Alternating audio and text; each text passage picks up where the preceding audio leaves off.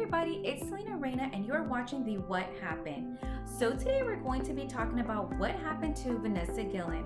Now, Vanessa, her story first came to light back in April when she first disappeared. Now, when I say that, it was because a lot of people actually assumed and thought she was already found as of today. The reason being is because, of course, during COVID was at its peak between March and April. So you didn't really hear anything other than COVID. And then after that, other things started coming to light in the news, and slowly her case was becoming cold, but so fast.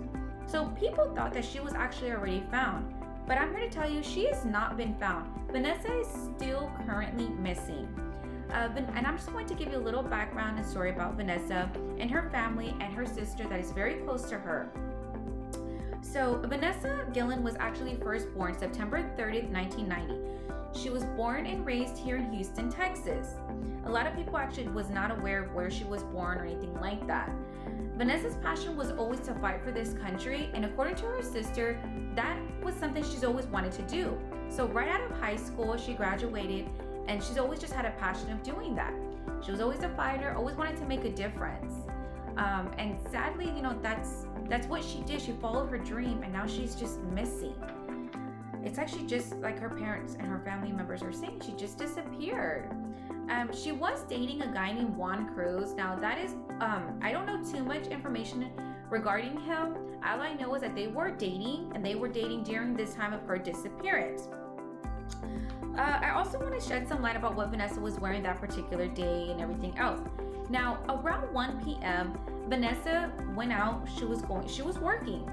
However, she was able to wear whatever she wanted.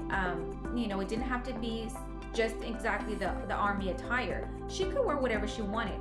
So Vanessa, this particular day on April 22nd, according to eyewitnesses that saw her there in her barrack area, she was wearing a black Nike shirt, purple leggings, and black Nike shoes when she went missing. Now, her story just doesn't make sense for a lot of reasons. First, Vanessa actually was withdrawing from the family. She would go visit her parents in Houston, but her mother knew immediately something was wrong with Vanessa. So her mother asked her one day what happened, why was she so quiet, and she told her mother that she was being sexually assaulted by a sergeant. However, Vanessa never provided the name of who the sergeant was. Her mother, being any type of parent, was upset. She definitely wanted to call, she wanted to complain, she wanted to do whatever she can because she was so concerned about Vanessa's well-being.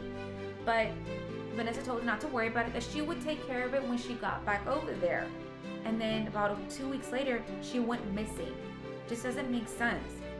Sadly, she never gave a name or anything like that. I also want to point out that I know that a lot of people during the last few days have been stating that a lot of girls actually do go missing while being in the army and serving our country. And sadly, this information is actually true. According to the U.S. Department of Defense, as of June 5th, 2020 of this year, approximately almost 8,000 women just vanish and go missing. And you don't hear about it at all. We don't hear anything what happens to them. And that's so sad. These women are here to fight for our country and want to be equal, and then they go missing. They're sexually assaulted, and they're constantly, nothing is ever being investigated. So we definitely don't want that case. We do not want that happen to Vanessa's case. I also want to say that around 1 p.m. when Vanessa went missing, eyewitnesses stated that they seen her there at her job, at her barrack, and everything else that was located in Forthood, Texas. Now, that was her army post. Now, Vanessa also had her keys, her cell phone, everything, her badge, her work ID was left in her room. She didn't even have that with her. It's kind of like somebody just told her, come on, Vanessa, let's go, I need to talk to you. And then that's it, she disappeared. So she was not prepared to leave anywhere for a long period of time. She was only prepared to leave for a short period of time, probably just thinking she was going to conversate with somebody. That's another thing, it just seems odd. I mean, the whole thing is just odd. Her sister, of course, says that her sister Myra is very close to her. She loves her to death, and she just wants to bring I want to Vanessa thank every home, single person that's been through us with this whole thing, through us the whole month. I know, like, at this point, some people would have just already given up, but I appreciate all the help, and I really do hope that you guys help us keep pushing, because on my own, I'm only able to do so much. But thank you for everything.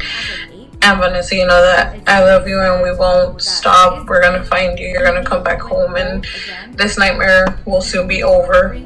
And may God forgive those who thought that this was okay. And hopefully shed some new light on anything that anybody may know. I know that obviously if she went missing in the army post, that they probably may not come forward. However, they will tell family members what they know. So if you know anything regarding her disappearance, please come forward. It's very much needed. It's an open investigation, and as of right now, they don't know what to conclude it at. It has not been concluded as a homicide or anything like that. Vanessa's case is still open, it's still active, and it's still a missing person. There is currently a $15,000 reward for any information to bring Vanessa home. Vanessa needs to be found. She was not doing anything wrong. And it's just sad to know that she is still missing. Any information that... When given an interview, Vanessa's mom, Gloria Gilman, stated here that Vanessa actually wanted to move forward and tell what was her sergeant doing. However, other girls from the same barracks had tried to do this and they did not believe them. Vanessa was also scared that she would be retaliated against. Also, Vanessa claimed that she was being sexually harassed inside the military base by the same sergeant. Now, this is from an interview that Mrs. Gilman had actually did.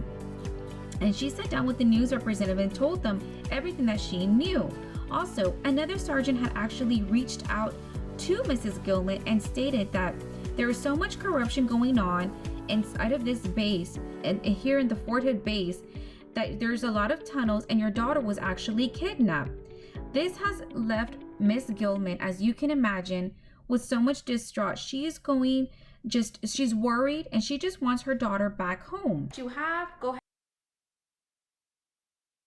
as well.